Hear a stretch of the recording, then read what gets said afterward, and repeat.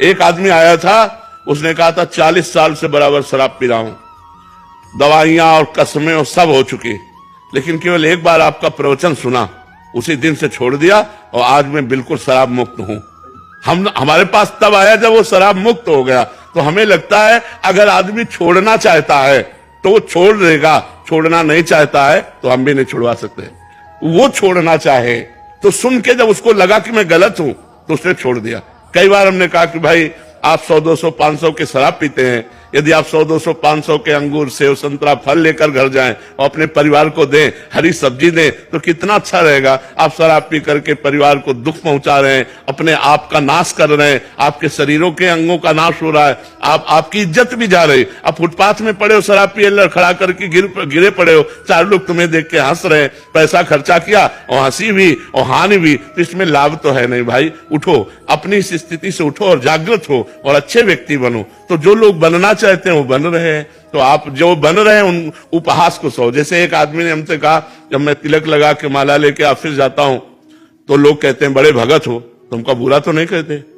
महाराज महाराज बोलते हैं, महाराज बन रहे हो, महाराज बन रहे हो, तो कोई बड़ी बात महाराज तिलक लगा के ही ले बिल्कुल, इसमें डरना नहीं चाहिए। कि आप तो प्रेमानंद जैसे महाराज बन रहे हो, कोई बात नहीं, कम से कम बुरा तो नहीं कह रहे, बुरा तो नहीं कह रहे, अच्छा ही कह रहे। देखो हमारा नाता भगवान से जुड़ रहे, कि ये भगवान के बड़े भगत बन रहे हैं, तुम बड़े भगत बन रहे हो, तो भगवान से हमारा नाता जुड़ रहे, गलत तो नहीं कह रहे हैं। हमको ये देखना है कि उपहास करने वाले हमारी कोई भी आंतरिक वृत्ति को गिरा ना पावे, इतना हमको दृढ़ रहना है और कोशिश करना है कि हम उनको गिरा दें, वो हमारे मार्ग में आ जाए लेकिन हम उनके मार्ग में ना जाए, तब तो ठीक रहेगा।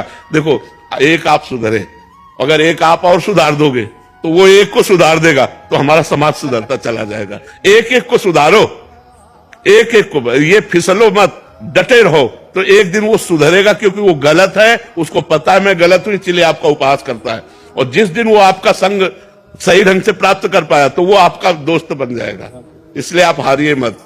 जब ये ऐसे अपने बड़े जन हो और हम उनको भी बोले कि नहीं, हम जैसे मैं एग्जांपल बताऊं, जैसे मैं आउट ऑफ इंडिया हूँ, तो महाराज जी जैसे वो नॉन वेज या ऐसा कुछ करते, लेकिन मैंने कहा कि मैं नहीं, आपको जो हो ठीक है, मैं नहीं करती। जैसे बच्चे है तो बच्चों पे भी अब है कि नहीं तुम जब हम भी करे तो तुम भी करो, तो मैं उनको अगर मना करती हूँ सख्ती से कि नहीं, मेरे बच्चे को मैं, देखो ये सबके परिवार की समस्या है, ये आपके परिवार की नहीं, कि जो सत्मार्ग में चलना चाहता है उसको एक बार लड़ना पड़ेगा, इतना तो करना होगा, इतना करना होगा। परिवार का बैलेंस बनाने के लिए अगर परिवार के बड़े सदस्य जन हमको प्रेरित करते हैं तो हम सावधानी पूर्वक अपने कर्तव्य का पालन करना है कि मैं आपको प्याज लहसुन बनी सब्जी दूंगी, लेकिन मैं बिना प्याज लहसुन नहीं पाऊंगी, तब तो एक परिवार चल सकता है। अगर आप परिवार का विच्छेद कर दिए तो भक्ति का मतलब क्या रहा? भक्ति का मतलब रहा जोड़ करके, सबको प्रसन्न करके चलना, ना कि तोड़ना। भक्ति का मतलब, देखो ज्ञान का मतलब क्या होता है? हाँ, हम एक प्रेम का वातावरण प्रकट करें, एक हम माहौल ऐसा प्रकट करें कि अगला आदमी जब कभी हमारे विषय में सोचे तो नम हो जाए, यार कैसा व्यक्ति है ये, 10 साल से मेरी सेवा कर रहा है लेकिन स्वयं ऐसा पवित्र, तो वो छोड़ सकता है। फिर हमें कि हम कलह पैदा कर दे तो हमें लगता है वो ठीक नहीं है। हमें भक्ति अंदर की करनी है और परिवार को बैलेंस बना के चलना है, क्योंकि आपका एक स्त्री स्वरूप है, तो इसमें आप किसी की माँ हैं, आप किसी की पत्नी हैं, आप किसी की बहू हैं, तो हमको सबको प्यार में बांधना है। प्यार से बांधना, तभी तो हम भक्त कहलाएंगे। देखो लंका में रहकर विभीषण जी ने भक्ति कर ली, विभीषण जी ने लंका में रहकर भक्ति कर ली, जहां लंका निश्चर निकल निवासा, यहां कहां सज्जन कर रहा था।